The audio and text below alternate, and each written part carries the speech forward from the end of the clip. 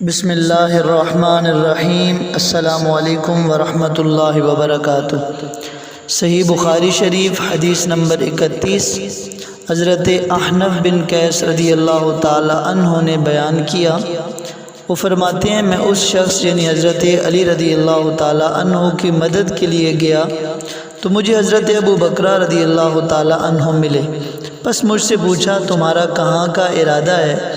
میں نے کہا، میں اس شخص کی مدد کروں گا۔ انہوں نے کہا، واپس جاؤ، کیونکہ میں نے رسول اللہ صلی اللہ علیہ وآلہ وسلم کو یہ فرماتے ہوئے سنا ہے، جب دو مسلمان اپنی تلواروں سے لڑتے ہیں تو قاتل اور مقتول دونوں دوزخ میں ہوں گے۔ پس میں نے عرض کیا، یا رسول اللہ، یہ تو قاتل ہے، پس مقتول کے دوزخی ہونے کا کیا سبب ہے؟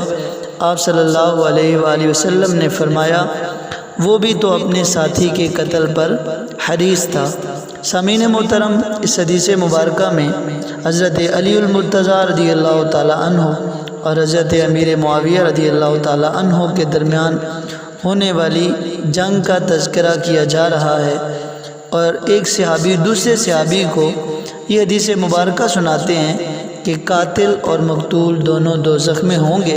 تو اب یہ جو دونوں گروہ تھے، حضرت علی المرتضیٰ رضی اللہ تعالی عنہ کا اور حضرت امیر معاویہ رضی اللہ تعالی عنہ کا، تو ان کے قاتلوں اور مقتولوں کا کیا حکم ہوگا؟ تو اس سلسلے میں علماء کرام نے بحث فرمائی۔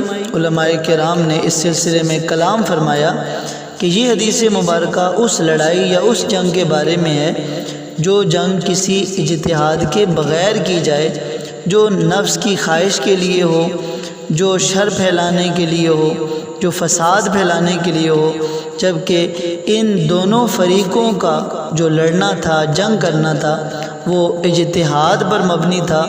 دونوں نے اپنا اپنا اجتہاد کیا اور اس کے بعد انہوں نے اس جنگ کا فیصلہ کیا۔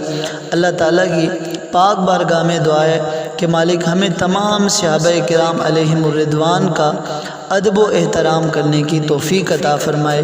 آمین ثم آمین۔